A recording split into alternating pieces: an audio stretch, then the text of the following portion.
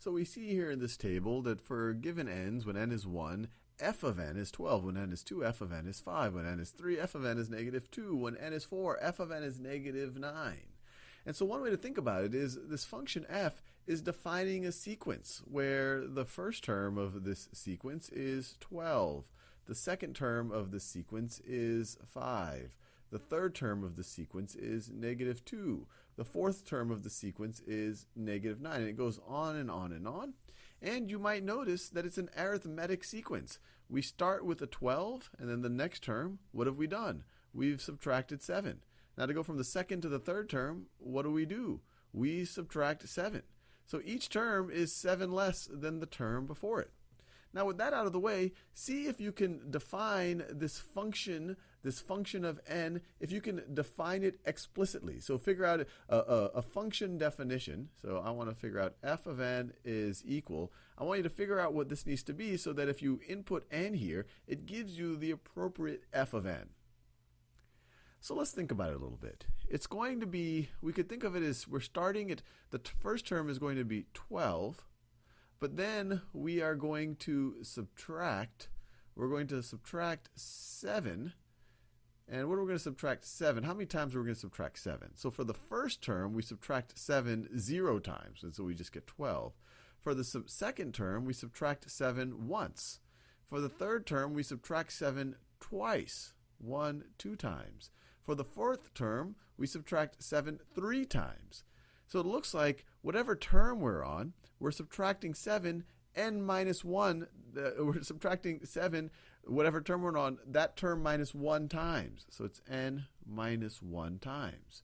And let's see if this actually works out. So f of 1 is going to be 12 minus 7 times 1 minus 1, that's 0. So that's all just going to be 12. F of 2 is going to be 12 minus 7 times 2 minus 1. So we're going to so it's going to be 12 minus 7 times 1, or we're just going to subtract 7 once, which is exactly the case. We start at 12 and we subtract 7 once. F of 3, you can keep testing this. 12 minus, and we should have to subtract 7 twice. And we see 3 minus 1 is 2 times. So we're going to subtract 7 2 times. So this looks right on. We've defined the function explicitly. We've defined f explicitly for this sequence. Let's do another example here. So in this case, we have some function definitions already here. So you have your sequence. It's kind of viewed in this table, or you could view it as the first term is negative 100, next term is negative 50, next term is 0, next term is 50. And it's very clear that this is also an arithmetic sequence.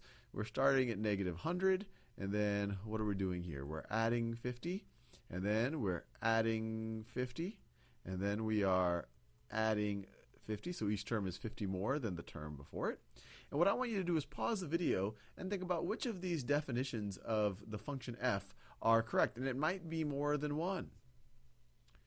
All right, so let's think about it. So this definition right over here, one way to think about it is saying, okay, I'm going to start at negative 100, and I'm going to add 50 n minus 1 times. Does this make sense? Well, for the first term, we're going to, if we start at negative 100, we don't want to add 50 at all. We want to add 50 0 times, and it works out because 1 minus 1 is going to be 0. So it checks out for n equals 1. Let's see, for n equals 2, you start at negative 100. I want to add 50 once. So I want to add 50 once. So this should be a 1. 2 minus 1, yep, it's a 1. We're adding 50, whatever this number is, whatever n is, we're adding 50, 1 less that number of times. So for here, we're adding 50 twice. For when n is 4, we're adding 50 3 times. And this one checks out. When n is 4, we're adding 50, 4 minus 1, 3 times. Negative 100 plus 50 times 3, or adding 50 3 times, adding 51, 2, 3 times. Well, that gives you 50. So I like this one. Now let's see about this one over here. Negative 150 plus 50n. All right, that's one way of saying, so let's see, if n is equal to 1, it's going to be negative, let me draw a table for this one. So if we have n and we have f of n, and this is going to be for this character right over here. So if n is 1, it's going to be negative 150 plus 50, which is negative 100. Yep, that checks out. When n is 2, we get negative 150 plus 50 times 2. 50 times 2, which is going to be, this is 100, and then it's negative 150. This is going to be negative 50. When n is 3, and that checks out, of course. When n is 3, you get negative 150 plus 50 times 3, which is equal to 0. This checks out. This one over here is going to work. And you might say, well, hey, these formulas look different. But you can algebraically manipulate them to see that they're the exact same thing. If you were to take this first one, it's negative 100 plus, let's distribute this 50, plus 50n minus 50, minus 50. Well, negative 100 minus 50, that's negative 150, and then you have plus 50n. So these are algebraically the exact same definition for our function. Now what about this one here? Negative 100 plus 50n. Does this one work? Well, let's see. When n is equal to 1, this would be negative 100 plus 50, which is negative 50. Well, no, this doesn't work. We need to get a negative 100 here. So this one is not correct.